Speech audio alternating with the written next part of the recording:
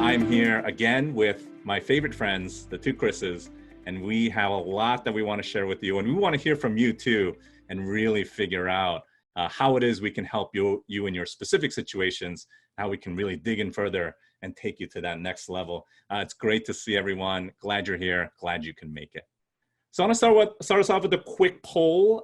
Just like we asked last time, I'd love to know what age group that you're teaching, and we'll share those results in just a little while. And let us know in the chat as well, how did it go, right? What victories, what hurdles, what have you experienced since the last time we talked or in the last couple of weeks? Because that's definitely what we want to dive into today as a group. And let's do a quick recap. Last time we talked about a lot of things you can do to really help you get into the digital classroom. So Kristin Murner, will you maybe just do a quick brief intro and maybe talk a little bit about empathy, which I think was the main theme of what we talked about? Yeah, I would agree. And I think empathy is still going to be a theme, right? We're still in the middle of this. I don't think much has changed in the way of becoming more normal, that's for sure. So, hey, everybody, I'm Kristin Murner. I'm the Director of Instructional Design here at Kaplan Test Prep. And I've taught, I taught algebra, I've taught high school chemistry and high school physics as well. And I've adjunct at college in marketing because that's what a divergent background will do for you. And empathy, I'm looking at where everybody's coming from and where, and the kind of, students that you teach, just an awesome group to see. And I think everybody, no matter what age they are, needs a little more leeway, a little more grace. And I think, we're looking forward to hearing your stories and sharing some of your peers with you throughout this hour. Yeah, I've already seen folks chatting in. Lisa Johnson talked about it being overall went well, but online orientation was tough. We'll definitely talk about that. But Chris Ryan, to you, you set us up with this phrase that I love, which was the being in the here and now. What was that for the new folks and for those who might not remember? Yeah, sure. Hey, everybody. I'm Chris Ryan. I also used to teach high school physics and chemistry. And then I have been teaching test prep for the last 17 years and am involved in product strategy here at Kaplan. With the here and now, we're used to what the here and now means in a physical classroom. And so what we have to do is somehow recreate that in our online classrooms. And so it's things like everything that we do technologically to set up our voice and our lighting and all that, but also just being here and present and inviting our students to do the same, and trying to give a little bit more of yourself than you might actually have to do in a physical classroom. So there are just some tweaks like that to create and then invite others to the here and now. Yeah, I love that. And Kristin, we talked about making the culture familiar. What was that about? Yeah, I think, this season has been so different, right? Online learning generally is prepared ahead of time and people sign up for it and you sign up for it, right? You know it's coming, and this is not that. This is pivoting what you're doing now to online and maximizing that. And I think being honest with your students and making it familiar as you can to what they had beforehand is as important as the content that you will deliver, is the connection that you make with them and that you hold with them and bridge from, the inside jokes and the ways that you operated your classroom and the way that you did business as usual when you were in person. Yeah, makes a ton of sense. And then lastly, we kind of wrapped up with the flexibility and execution. What's that about, Chris? Well, I have something to report, which is my webcam yesterday broke. So I have a totally different setup in here with the webcam that's built into my laptop. It's not as good. I've got like 4 lamps in here. This kind of thing happens, like the call went out on Nextdoor. Does anybody have a spare? Of course, I can't get another one of these webcams for however long. So this is just going to happen. And we just need to be flexible, both forgiving of ourselves and forgiving of our students as we work through this crisis. Yeah, that's exactly right. And Chris Murner, that is, I know that in preparation of this, you went out and seek some of your colleagues and wanted to talk to some folks about their experience. I know you had some photos you wanted to share. Oh my goodness, yes. The best part about this virtual thing is that I can get a hold of people, right? And so I was very fortunate earlier this week to talk to 3 different educators that are just the best of the best, and kind of heard their experiences, and we're going to share them with you. And one of the things that has made my social media feed a little brighter is my good friend Katrina and her ways of engaging her students in the morning. And this is her sort of hometown heroes feature, where morning meeting, she gets to kind of make them wonder who she's going to be for the day. And here you can see her dressed as a healthcare professional, and she's done food service, and she's done firefighter and policeman, and all sorts of fun things to get them to really look forward to coming and engaging in the morning to kind of see what's going to happen. And so we know you guys are being creative, not just with equipment, but also with how you can get students to really pay attention and look forward to coming to seeing you every day and what you have for them. Yeah, that's awesome. Thank you. And let me just say, and by the way, I'm Dennis. I'm the newbie of the group. I've been teaching for Kaplan for a little over 14 years now, but really excited to be here and just share. I've been teaching predominantly online, so have a lot that I hope we can help, I guess, get you through this time and figure out what to do to make the most of this for our students. So a couple things of note that I want to throw out there. For those of you who just joined, remember, you have an option to chat to everyone. You may need to select the chat to panelists and attendees so everyone can see it. You also have an option in a Zoom webinar room, which is different from Zoom meeting rooms, to do a Q&A. And we've been a little bit behind, but we caught up this morning. We actually went back and responded to every single person we felt we didn't address in the webinar from last time from their Q&A. Kristin, thank you for doing that. So if you guys will throw your questions in there, throw anything you want that you'd like follow-up on, please do so. I think that's gonna be the main theme. We know every situation is different. Every situation is unique. And there's only so much you can get out of a webinar that has over 100 folks in it. So if you'll hit us up after the fact at liveonlinesupport@kaplan.com, we would love to connect with you, kind of explore further, figure out what it is that we can do to really help you in your individual situations, because honestly, that's what this is about. So again, if you'd like to leave some notes for us in the Q&A, that's going to stay, and something we're going to review after. Make sure we reach out and connect with you, or you can email us directly. Either one works as well. So let us know, and let's kind of move forward with what we have planned today. So you're going to hear more from Katrina in just a little bit, but again, I want to ask all of you again, what are the things that you have seen or heard about? I saw one here from Robin about students needing a lot more one-on-one support since they can't meet with their regular study partners. Do either of you want to jump in on that and talk about that a little briefly? Yeah, I think, study groups are such a key thing, and I'm not sure what age, or what grade level Robin's teaching, but, certainly I saw a lot of nursing faculty, and I know that study groups are a key way that, and study buddies are a way that, students survive nursing school. And I think, encouraging them to virtually reach out to each other has been a theme that I have seen across probably all educational levels, even in younger kids, with some guidance. But certainly when you are talking about high school and college level, trying to figure out to establish those either FaceTime or, in a Google Hangout or some sort of virtual meetup, if they can do that, that's probably the easiest way that I would think to try to replicate that, much like you try to replicate as much as you can about an in-person classroom in a Zoom room like this.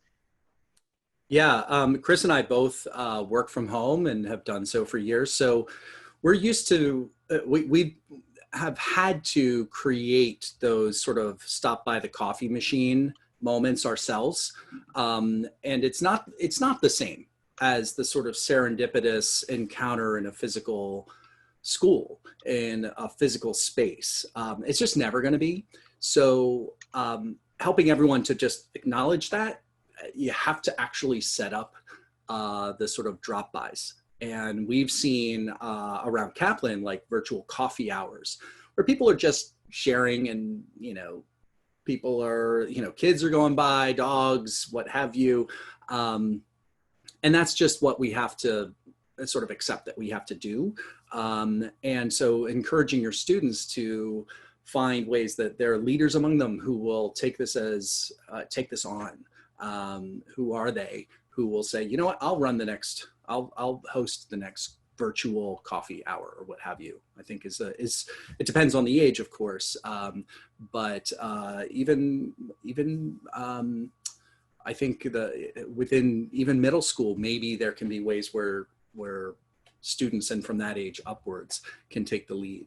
I think that makes a ton of sense. And as I was hoping, just like last time, we're seeing some great suggestions in the chat. So please interact with each other. I mean, that's the whole point of this. And we're seeing more of that as well. So in our classes, normally students aren't kind of starving to kind of connect with other students, but we're seeing students like tell each other whatever their social handle is so that they can connect offline. And we're actually working to create more spaces where students can do that openly. So there are a lot of community chats out there like Slack, or Discord is actually a popular one among gamers in particular. But there are a few others out there where students can really just find each other, DM each other, instant message each other, and once again, find opportunities to connect and move forward. So, I mean, that's definitely a great example. And especially for those middle school students, Chris, that you just mentioned, it may actually be easier, right? Because in the past, they had to be constrained to whatever schedule they had, but now they can kind of do this outreach over the internet on their own time. So that's definitely interesting. Yeah, the one thing that I would add to that, though, is make sure that you have an open channel with your students for them to report back to you, because if they are going into small breakout groups and they do find that it's not working for them, especially with learners that are either new or shy or marginalized in some way or another, you want to be sure that you're encouraging them to communicate with you. Some of these tools, when you get students into them and you launch them, you have the best of intents, right? Like, this is going to be great. Everybody's going to work together. It's going to be awesome. And then something happens where somebody gets left out, or you've got a digit missing in a phone number, and people fall behind. And be sure that you've set up guardrails and sort of fail stops. Like, when you think about it, about launching a new tool or a new protocol, think about what could go wrong. What happens if Chris's webcam breaks? What's he going to use, right? He can't go to Staples and buy one because they're all shut or they're all sold out or whatever. So, think about contingency plans. Try to think about that. It's still going to surprise us, but I think the more you can think about the student that you think is most at risk and how this will impact them before you roll it out, the better off everybody will be and the more included and supported that they'll feel. Yeah, makes a ton of sense. And you're right, it has all been perfect. I think that's why we're here, right? We're talking about growth mindset. We're talking about overcoming challenges. In fact, I want to switch off to something that Maria wrote in the private Q&A. It was a great question. How do you work with students that have poor connection issues and you're doing a synchronous activity?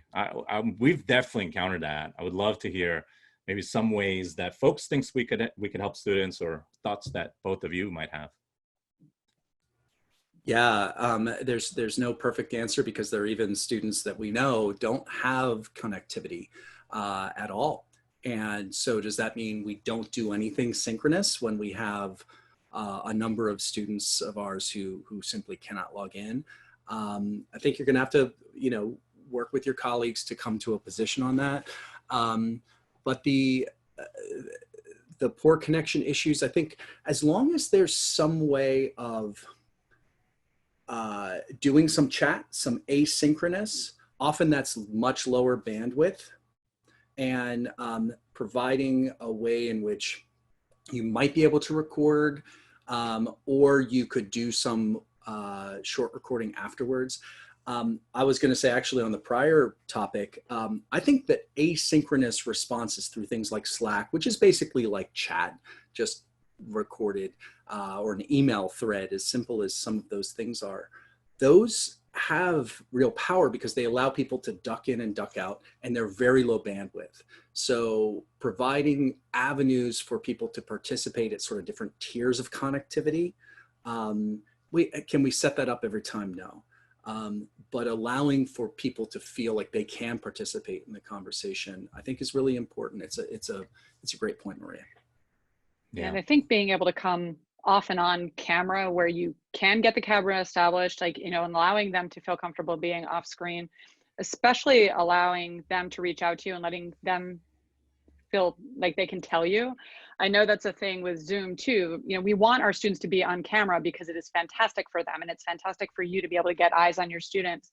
But there's also, some concern around seeing where students live and having them feel uncomfortable sharing that. And we don't want to encourage that negativity, right? And that feeling of exposure for them. So some of the virtual backgrounds have been suggested, right? Like in Zoom, you can put up a fun background behind you, but it doesn't work with older computers and older technology. So it's also an accessibility problem. So I think, you know, being able to submit things asynchronously when synchronous doesn't work needs to be okay. And you need to make it as, you need, like, this is the flexibility part, right, Chris? Like we were talking about that, you know, I see here about, you know, exam security. We're actually in the middle of writing a blog post about this with our psychometric and assessment staff. And man, I'll tell you, just looking through some of those things and a lot of the discussion in social media around, you know, should we even try to be assessing at this point? And what are we measuring really when we are, especially if we're going to start using virtual proctoring and things like that. And there's all sorts of privacy issues around that too, right? Are you recording your student while they're taking a test, and what happens to that film afterwards? And, you know, some of those services require you to take a hand mirror and survey your room. And that's again with the inequality and the nervousness and privacy issues, right? So it's a very multi-layered onion around accessibility and marginalization and all of those things that we don't want to come to the forefront when we're just trying to get students to engage, get through this semester and grow. Yeah, I love that. And to just recap, you know, I think the main takeaway is it doesn't all need to be synchronous. I think there's a wide range of activities that, as Chris Ryan mentioned, have tremendous power among students. And Kristin Murner, as you mentioned, I think that there's so much you can do to really engage students without making them feel like they have to, again, have a really strong internet connection or some of the things that maybe not all students are able to have in this time. Can I jump in, Dennis, to put a plug in for Chris's? Chris just put up a great blog post. I love it. And your video that accompanies it is fantastic as well, about thinking of this current time as almost a flipped classroom. Your online classroom is sort of flipped. So using the free resources that are out there to send people to, hey, you might have poor connectivity or you've got great connectivity, but go watch this thing first and prepare your reactions to it. And then when you have everyone together, you're responding together. But if someone isn't able to, they can still send to the group or to you their thoughts on that one YouTube clip that you sent to everyone. So I would recommend that blog post because it was inspiring to me, for one. Yeah. That's great. That's great. And I'll just share some highlights. Actually, can we take this moment to reshare those poll results on where we're teaching from, I guess, or who we're teaching right now. And then I also want to add just as quick highlights, like the AP exams. I don't know if you're all aware, they've moved to a free response question only. In other words, they have a free response question where a student needs to submit an answer within a certain time period, and they will accept even a picture of handwritten answers. And then they have to submit within that time window or their score doesn't count. And then I think there's some work that goes into plagiarism and making sure that that's not happening. That's one method. A few tests like the LSAT actually just announced a couple days ago, their LSAT Flex model, which is going to be similar to what the GRE and the GMAT is going to be doing, where a proctor is actually going to watch a student take a test. Probably not as feasible at a larger scale, especially for a lot of schools that you're teaching at, but that's also potentially one route you could look into. I know there are a lot of companies out there like ProctorU that look into that.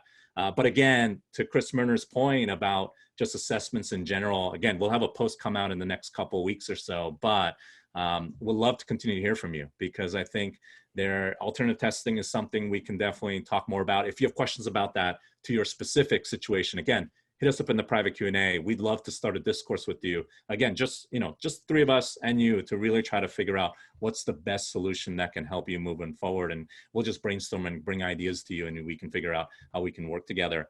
But, really just let us know we can support. And Dennis, if you are having a connectivity issue, maybe just try restarting the meeting and that might help. Otherwise, we can definitely private chat you to support you for sure as well. But awesome. Okay, so please keep letting us know what your thoughts, ideas are. I want to actually show a brief clip from one of the interviews that Kristin Murner did with a teacher named Katrina. She's in elementary education from Vermont, teacher since 2011. And we'll share the full interviews after the fact as well. But here's a quick snippet of what we've seen. I'd just like to ask you, what has surprised you most in the last couple of weeks? I I think what has surprised me most is how hard it has hurt my heart, if that makes sense. And even though I know that I love my little ones, just how hard it has been to be out of the classroom. But on the same token, how it has strengthened my relationship with my families that I work with. So we're in contact daily, and that's not an exaggeration. So yeah, I'd say those are the two. Have you found that you're in contact with them more than you would be when they're in the classroom? With my families, yes. My learners, not so much. I have videos that are sent to me, but my families, I kind of broke the coveted rule and friended some of them on Facebook in order to create this Facebook page that I have that's super private. And so they all are able to contact me via social media or email. And I honestly hear from parents daily, if not multiple times daily. So, which is fantastic. And most of them, they're sharing their struggles. They have little questions. And some of them just want to share with me the silly things that their kids are doing, which is fantastic. What do you think has been the hardest? Being out of my classroom, just not being with my learners. It's funny, the day prior to it being our last day where I was in the classroom, my administrator was doing his post end of the year kind of observation meeting with me. And he said, would you ever consider administration? And I said, no, you lose the magic of the classroom. I love those little things that just make you smile or irk you. And then the very next day was the last day that we had the learners. And that has been the struggle for me, and to try to figure out how to connect with them and educate. I think when you have 3rd through 6th graders, and then higher, they're much more independent, and they don't, and I have worked very hard to make my learners independent, but they still need guidance, and not to be able to provide that for them has been challenging. What advice do you have for other teachers just managing day to day in this new kind of structure? I have to say, and I need to be better about this. The first thing is that you need to really set a schedule for yourself, and allow yourself to make mistakes. Allow yourself to step away from everything. And I think for the first week, all I did was eat, sleep, drink, think about the learners in my classroom. I didn't sleep a wink at night, and I'm an amazing sleeper. And I think so you really have to say, okay, I have to put my phone away, put my computer away, and go and do something that I enjoy doing for an hour or two.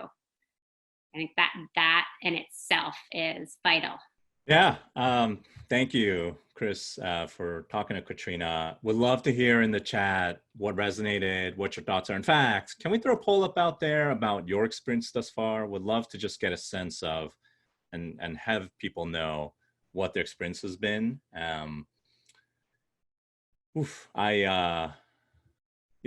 I know it's been, I'm actually curious. I'm actually curious to see how people vote. And we intentionally did 1 through 6 instead of 1 through 5 because we didn't want people to just land in the middle here. So you're gonna have to pick a side. We'll give you a few more seconds and then we'll close it up and share. But hey, something in the chat that we've been seeing and that I would love to talk about further is we're hearing a lot of things about, like, there's a ton of resources going around, and maybe too much, right? And I know we talked about last time, simplifying, really taking it step by step. What can we talk about that a little bit? Can we address that? Yeah, I think it's hard when you're a teacher, especially because stuff is free, and stuff that you've wanted to try for a number of years maybe is free. And your administrator or your dean has said, well, you've got 5 days, so figure it out, right? And you say, oh, well, I'll try this thing and I'll try that thing. And there's a sort of a natural curiosity about experimenting with some new things. But I think between that and all of the other work that has gone into sort of pivoting to online, it becomes overwhelming pretty quickly. And I know when I first saw some of these comments come up in the chat, I'm just curious, are your bosses, for lack of a better word, expecting you to use all of the tools that they have given you, or are you finding that you're pretty much out on your own or with your peers trying to kind of sort this out on your own? Because my first instinct would be, kind of go with what you know, use the tools you've already used in the classroom to the extent that you can, and then kind of gently look at things that, you know, when they're not required, try to get yourself used to them a little bit before you assign anything. But there's, you know, there hasn't been much time to do any real learning off of just trying to kind of keep your head above water. So yeah, I mean, I know there's, and some of the ones that are free are just, you know, the best of the best, right? Like Zoom is free now. You know, how many people now, this is a generic word. It's like, I'm going to a Zoom meeting, whether it's in Zoom or not, it became like Kleenex overnight, right? Yeah, we'll talk about Zoom more in a little bit, but Chris and Ryan, go ahead. Yeah, and I'm seeing Jane and Jan, you know, picking a couple really, like, we're teachers, we're educators, we want to do our best. We feel the pressure. We don't know what best is right now. And thank you for coming. That, like I'm saying, the three of us in the room, we don't know exactly what's best either. We're all kind of being thrown into this. So that's not to abdicate responsibility. It's rather that it is okay to focus on, here's what my synchronous experience is going to be. And it's going to be, you know, we have found in the best of times that when you compare online learning to in-person learning, cover 80% of the material, maybe one fewer example, just because of the getting people involved, all that sort of thing. And this was, you know, prior to the crisis. So a lot of our online teachers would have to make the adjustment in switching between online and in person to trim down the breadth. That's totally appropriate. Realize that's okay to do here, and it's better to do a few things and really focus on them. I totally feel for everyone trying to find something. Realize that we're not going to be able to optimize as quickly as we'd like to. Yeah, if I may try to offer up some practical takeaways, and I agree with everything you guys are saying, but like, you have these resources. The only ones that matter are the ones that your students are using. I think that's one thing that I always think about. As we mentioned, there's so many things out there that you could be using, a lot of them free, some of them may be offered by your school district. But if your students aren't engaged in them, and it's going to be different for each group, I think it's fair to say, let's move on. Let's move on to the next thing. And I think asking your students too will be helpful as well. I always talk about going to where the students are. It's something that my peers remind me of every day. You know, if Discord is what they're used to and what they engage in, is that, you know, can we make the leap and try to get in? And, you know, and honestly, I worry about them shunning us and saying, hey, this is not a space for education, get out. But it doesn't hurt trying. And then for those of you who have seen your life and school blend together, I've struggled with that a ton. I struggled with that and actually a lot of stress eating when I first started working remotely. I don't know if any of you are in that camp, but you know, you really have to set up your structure in a way. I as much as I can, even when I'm working remotely, I get up, I shower, I go through my routine. I know I'm wearing the same shirt as last time. You probably don't remember, but you know, I promise I did laundry. But the point is, like, I really try to make it like, hey, here's my day.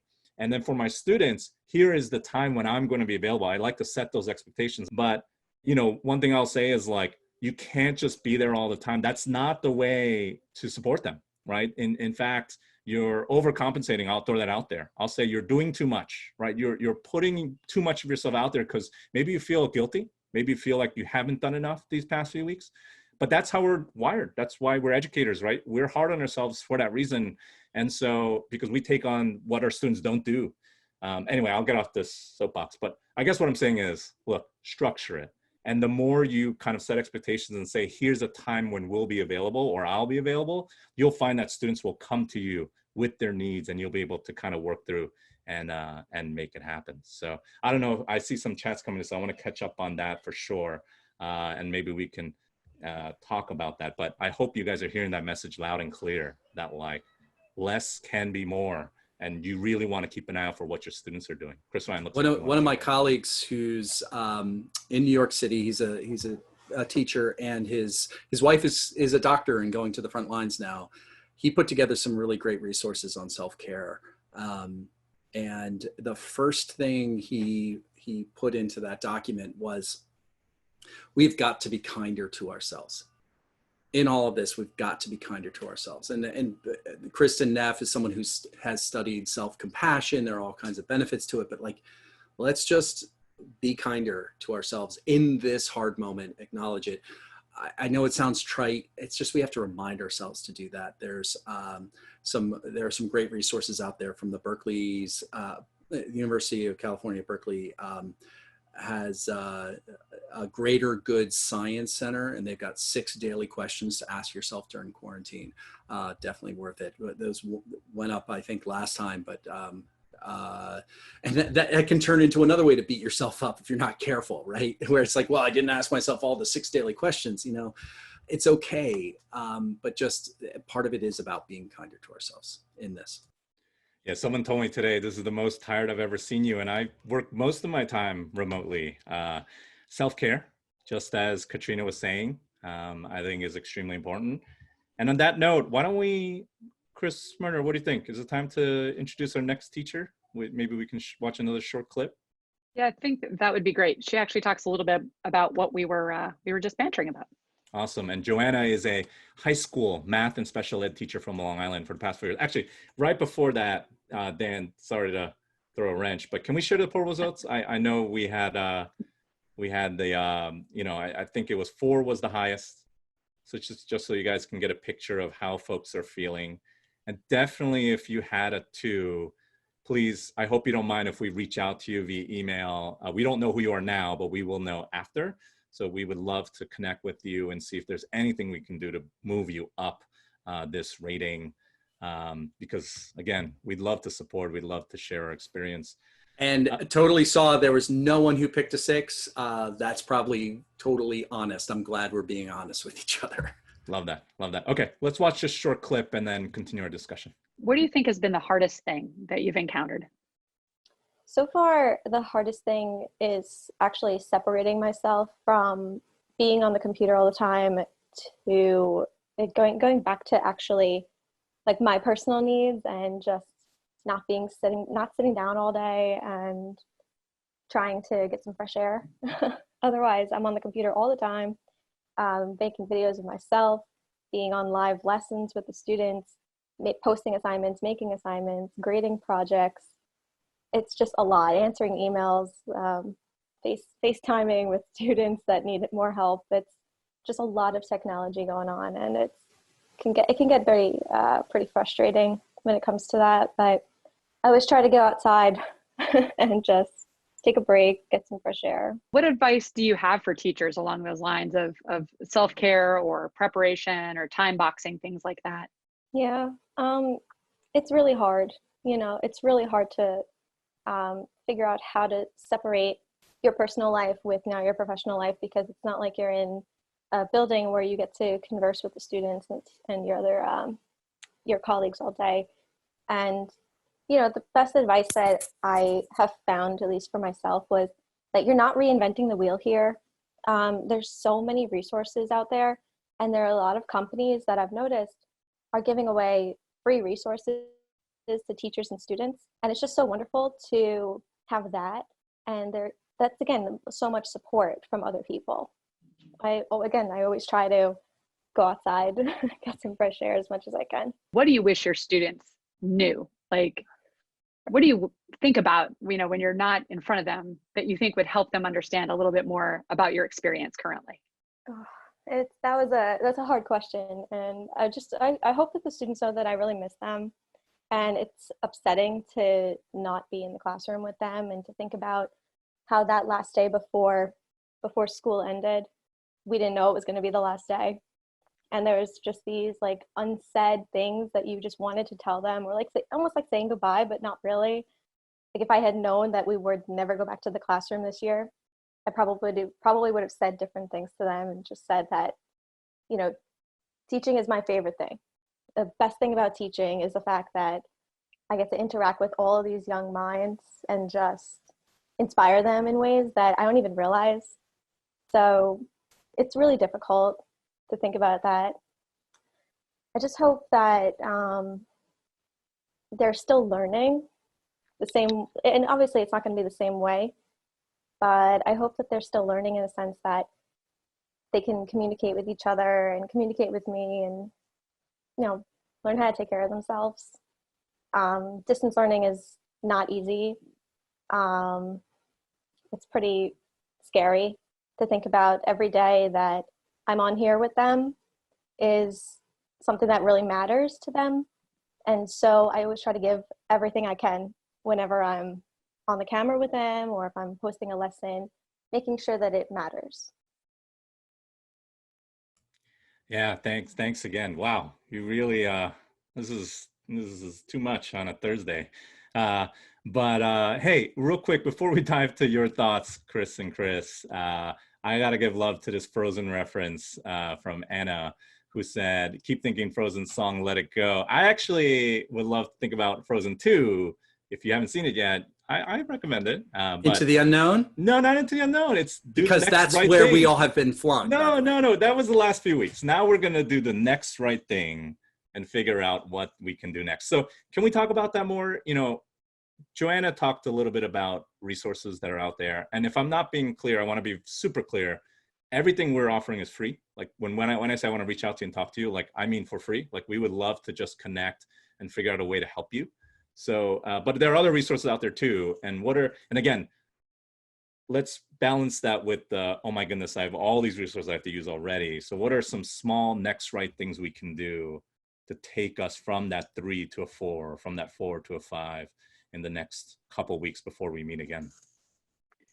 Yeah, it feels to me, both Katrina and Joanna talked about scheduling and self-care and getting outside and connecting with things that are a little bit external to the virtual needs, right? Which they're real, but being in front of a computer, being in front of your phone, and just kind of taking a break, right? And time boxing things and self-care, and looking at the chat and kind of the role of how, these things and compassion and connectivity and all of those things are so key, as is sleep, right? I think we minimize how important it is to rest and really turn your brain off. We know from neurobiology that that's when the brain grows, and that's when learning is applied and becomes more of a permanent memory. And so you as an educator and a facilitator need to take that time too, so you can take in all of this new information and rest and be at your best. Listening to Joanna say, it matters, what I'm doing matters to them. And it clearly matters to her, just like it does to all of you, that you can focus and be at your best when you're there. And that means, putting on your oxygen mask first. I saw somebody put that in there too. And obviously you can't pour from an empty cup, and all the things that show up on social media when we talk about self-care in sound bites. But the truth of the matter is that there's very much good founding in all of those, right? They're built on solid foundations where you really need to be sure that you're prioritizing the priorities, right? And in the season, right, content sometimes is going to take a backseat to connection, because we need to make sure that everybody is able to engage and do the best that they can in a situation that nobody asked for, that is more stressful than anything anybody's ever experienced, in a lot of ways, in different situations. And you have learners, I saw one post, I think it was Fred, that said that, what about my learners who were already at risk, were already marginalized, were already kind of falling off, and now I can't get in touch with them, right? That just breaks my heart. And I just really, that's one that I'd love to dig into a little bit too after Chris weighs in here. But just really, what do you do about those learners? It's not even a connectivity issue necessarily, right? They might have great internet, but their family situation is one where they're not engaging and they don't have support, and you're just not sure what to do. I think that's a really hard one to tackle, but I think it's worth a little bit of time, because I think everybody probably has those students. Yeah, we Fred, talked. Go ahead. Oh, sorry. Yeah. I was just going to say, we talked a little bit last time, going off of what you just said, Chris, of Maslow over Bloom right now, like that base of security. I mean, we're seeing unprecedented lines at food banks. We're seeing people losing jobs. The numbers just came in today, another 6 point something million out of work on top of the 10 over the last 2 weeks. These are the things that are out there, and that are happening to our students and sometimes to ourselves. So what does that mean? Yes, the connectivity over content. And I go back to the idea that Chris, you and I, in instructional designing conversations, you know, going back to learning objectives, right? Our classic, like, there's really boiling that down for your online environment and for what you're now doing. Like, that to me is the anchor. What do I want my students to be able to go and do as a result of this? And I'll add to that a feeling objective. What do I want them to feel as a result of this activity or whatever it is? And being really crystal clear. Now's the time to reconnect with those education roots that we all have of, you know, maybe we can get sloppy in our in-person classes. Online, we got to be more targeted, more efficient. If we are going to tackle content, let's be really focused and set ourselves achievable goals, such that, you know, hey, everybody feels a little bit of progress. I saw in the Q&A, the negativity. I think that's worthy of a feeling objective around some activity. And it depends on the age, what to do around this, but the elephant in the room that people are feeling. I was teaching in the wake of the Rodney King riots, I think I talked about last time, and we had to talk about it when we came back to school. This is something that, you know, depending on the ages, but everybody, my kindergartner, my 3-year-old can say coronavirus. My 5-year-old is talking about, you know, he's afraid of a lot of things now in the world. So everybody's experiencing it. Yeah, I want to go back to the negativity in a second in the Q&A. But Fred, you can be sure we'd love to reach out to you. Hopefully we can engage, and maybe there's some ways that we can maybe work together. Although I know it's just real tough, you know, just given all the things that are going on. And I'll just iterate, like, if last time was all about the being in the here and now, and that's how you're going to prepare, today is all about connection over content. Maybe that's the theme you can take away.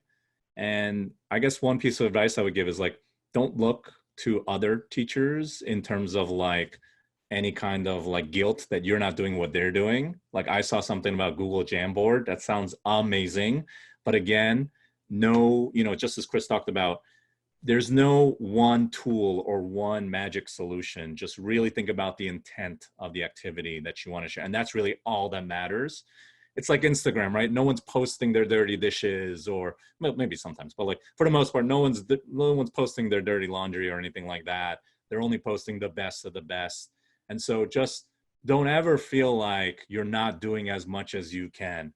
Doing as much as you can is really just saying, I know my students need to engage and I want them to engage in this way.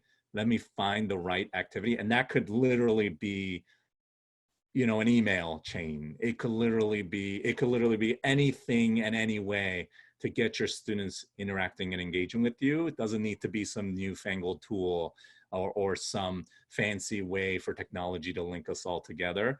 At the core of it is your desire to matter to your students and to make that happen together. So I guess I just want to say that and make sure. And then I see some things about celebrating graduation. I like that element of just bringing some joy into the experience. In fact, real quick, let's talk about that in tandem. I just made live the question from Cheryl about how do you stop the negativity that students are bringing with them to these Zoom sessions? They are struggling, and we instructors are struggling. I keep trying to encourage them to stay positive and stay focused on the end result, but it's an uphill battle every time we meet. And that seems very apropos to today's topic. Can we give some strong tips to these teachers, educators on ways we can help students see this in the proper way? Is that something we can talk? Who wants to jump in first?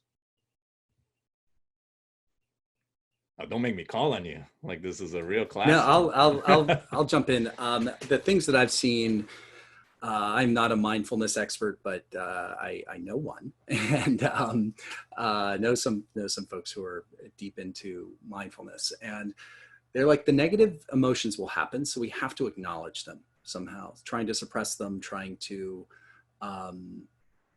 deny them is a thing to be wary of. That they are thoughts. They are natural in this time. They're natural in any time. And it's more like what the distinction is what are if we don't notice them and we don't acknowledge them, then they get into our body, they cause physical reactions. We just, so acknowledging and even owning that they will happen then gives us a space to deal with them. So I think we have to find ways to provide some guidance on these kinds of dealing with, and reach out, use your counselors, get some advice. Again, I'm not a trained therapist or counselor, but these are the things I've gleaned from mindfulness folks that I know, is like acknowledging and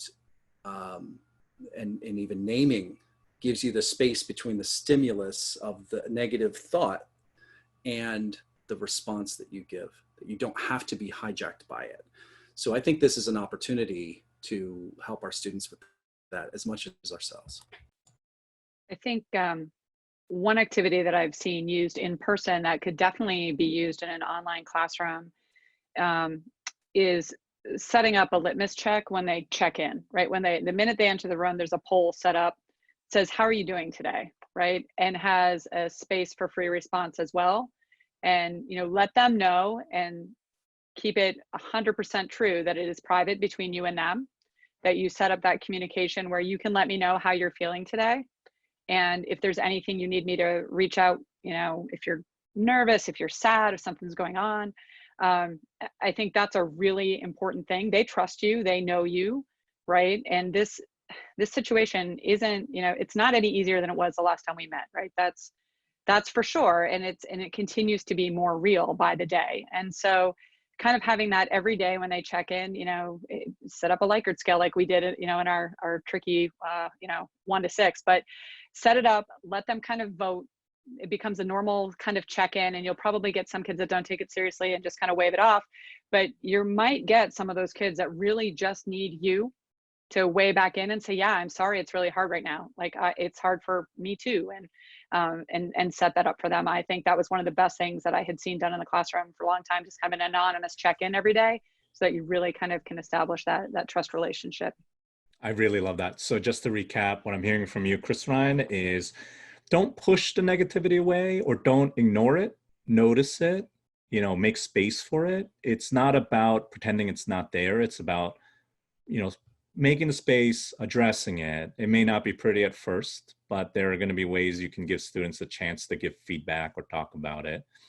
And then what I'm hearing from you, Kristin Murner, is find opportunities for individual intervention, right? There may be, there's group negativity here that it may be hard to address as a group, but maybe if you can allow students to anonymously hand raise, there's a chance as an instructor to, just like as we're planning to reach out to the twos and try to help them a little bit more, maybe there's a chance you can with your students as well. I do like that. I hope that's helpful to anyone out there who hasn't had that chance to check in that way. Go ahead, Chris. Yeah. I was just going to say that it's a little formative, right? A formative assessment then dictates what you do in response to that. I think this can also be informative in that way, right? You've taken that information, and if the class as a whole is struggling, you may not get through all of your content that day, and that you may need to be a little more, warm and fuzzy in your delivery and kind of allow for some of that honesty to come out. But, you may get a day where the sun's shining, everybody's feeling pretty good, and you might be able to crank through a little more content and validate, like, hey, it looks like people are doing pretty good. That's great to see. Like, it's been a long couple weeks. This is awesome. Like, let's, do something a little fun, or mix it up a little and see if you can lift it and kind of build on that. We can all use that, right? And if it happens in the classroom, so much the better. Yeah. And then Mohan, I hope I'm saying that right, but share your struggles to give students a feeling that they're not alone in this situation. Yeah, Chris Ryan's webcam broke. I'm wearing the same shirt as last time. There's nothing's going to be perfect in this space, just like it's not perfect in the in-person classroom, right? It may be a different kind of imperfect, and that may make it more apparent, but that's okay, right? Like those are the things that honestly make this more real, make this more authentic. If it wasn't imperfect, then it might as well be a video or some kind of manufactured, studio setting. But that's not what this is, right? This is about a real connection between you and your students. And that's what you want to kind of work towards. And your shirt, Dennis. Yes, absolutely. Let's focus on the connection, but I didn't want to make it's it about totally that. true. I mean, and then when you've acknowledged that, then your positivity's still coming through. It's like, you know, courage isn't about not being afraid. It's about doing the right thing, doing the next right thing, even when you're afraid. And I think that it's okay to acknowledge, and then we're still doing the next right thing. We're reaching out to each other and we're diving in. That resonates, I think, better. Cool. On that note, I would love to make sure we share the snippet from the third video. For those of you, I'll just warn you, there's a little bit, if you thought the other ones were touching, this one we've saved, I think, the best for last. Why don't we play that and then, you know, maybe do our final conversation. So what do you think has inspired you the most? Like, what has given you like the most, you know, pause to be grateful and happy about? So honestly, I think that my biggest inspiration has been how much everyone is looking out for everyone else. Middle school is kind of a dog-eat-dog world. You know, the 7th grade hormones and the loss of gray matter and everything that's happening to a student's brain kind of just sets them up for disaster. It can be rough, and they can be hard on each other, and they can be not so nice sometimes.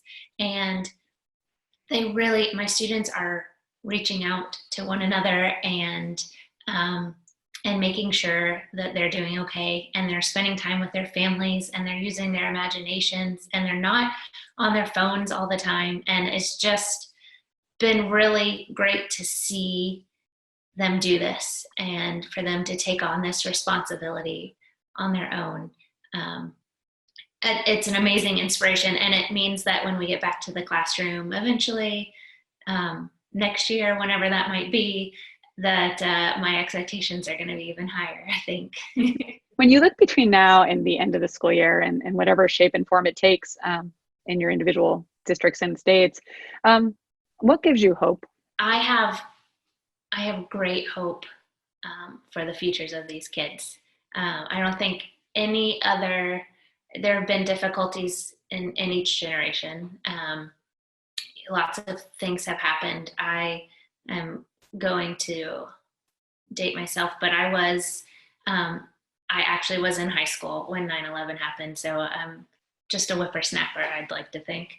But, you know, I can remember that time in my life and how that formed who I am as an adult. And I know that this will form part of who these kids are, these students are in their future. And because I have seen them come together, my own students, students all over the internet, this really unique time that they can still have somewhat of a connection, even if it's through technology, that it gives me great hope for what they're going to bring to this world in the future, because they are doing a pretty darn good job right now. You know, I watched that a few times before to prepare myself, just because I cry in every Pixar movie. But yeah, let me just really quickly recap what we've heard today. Biggest byline: connection over content. You know, there's going to be a lot of resources out there, but you've got to find a way to find the thing that your students will connect with. It's not the resource that matters, it's the intent, it's the purpose. It's what is it you're trying to achieve with your students. And when you're thinking about just negativity or growth mindset, really try to hit this at an individual level through anonymous check-in tools, and really just try to give space for it, right? Address it head on, and you know, your job is not to get rid of it. Your job is to make the space and use that as part of your connection to your students. And then don't be hard on yourself, right? Like, find ways to take personal care, self-care, all that matters.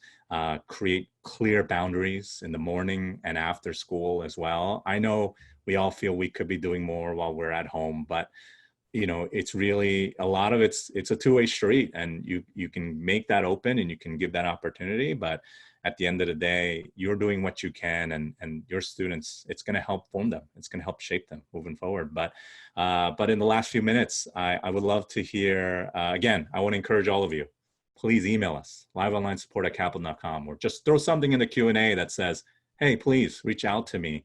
Those of you who rated your experience so far as a 2, we will reach out. Fred, we would love to reach out and see what we can do for you. And let us know what it is, what are the, we can help you simplify those digital tools. We can help give our insights on things that work and things that haven't. So please let us know how we can support you. But hey, with a few minutes left, Kristin Murner, let's start with you. I'd love to hear any parting words, any advice for our teachers before we meet again, because I hope we can do that again. We'd love to hear your suggestions on what this could be about next, but go ahead, Chris. Yeah, this is like my favorite hour of the every 2-week period, whatever that is. I'm sure it has a fancy name. But I just really appreciate the engagement and the ability to try to sort of come together and offer some collaborative help and facilitate a conversation between people who are legitimately kind of holding the line for our students, right? This rope is so important that you hold. And I can tell that you guys are feeling the pressure, right? And that your heart hurts for not being in the classroom, and that you're doing the very best that you can, often with your own family at home and other things to juggle. And so I just think, there is great hope for this in the future, right? If we can get through this period together, like the relationships that you're going to have with your students will be fundamentally different than the ones that you've had with your in-person students previously. And I think that's going to be special for all of us as sort of the wounds from the season heal into calluses. They're going to be things of beauty. I think it's going to be really something special. Because you guys are leaning in a way that is just admirable. Chris Ryan? Yeah, what, Chris, you just made me think of is my mom used to teach middle school English, and the class that she bonded with the most was when my brother was in harm's way during Desert Shield and then Desert Storm. He flew A6 intruders off of an aircraft carrier. One of the planes in his squadron was shot down. It was extremely stressful for our family during the build up to that war and then the war in '91. My mom had asked some of her students, would you like to have a pen pal with someone on my brother's ship? It turned out that one of the airmen that they were writing to was one of the ones who was shot down and was in captivity. And then at the end of the year, he came back to the school and he said, I remember those letters and I wanted to come back to Mrs. Ryan's class and talk to them. When those students see, almost 30 years later, when they see my mom out, not now, but when they see her out, they hug her. This is a time, and this is going to happen with you too, whatever age, from pre-K, like my 3-year-old, all the way through grad. Like, this is a bonding moment. Unfortunately, no one wished this to happen, but realize your students that you feel distant from now, they will remember this and they'll remember you forever on this. Yeah, thank you. And thank you to all for coming. No need to thank us. We wish we could do more, just as I'm sure you feel that way for your students. So keep talking to us. We are, as we said, going to talk more about assessments. We've heard that as feedback. We want to talk more about potentially supporting special needs students. We'll hear about that shortly as well. And just let us know what it is we can do. We're trying to churn out blog posts left and right to really help you. Chris Ryan, I know you're writing about cognitive load in the classroom very shortly. That may be very appropriate given today's conversation. And then, of course, just remember, Kristin Murner just posted a new blog post this week about live online learning is not less than in-person learning. So guys, thank you again. I hope this, we were able to share some solidarity and provide, provide it. And we'd love to talk to you again. But in the meantime, this is Dennis, Chris, and Chris signing off. We'll see you next time. Keep at it. Don't give up. Don't push the negativity away. Take it step by step and do the next right thing. Talk to y'all soon.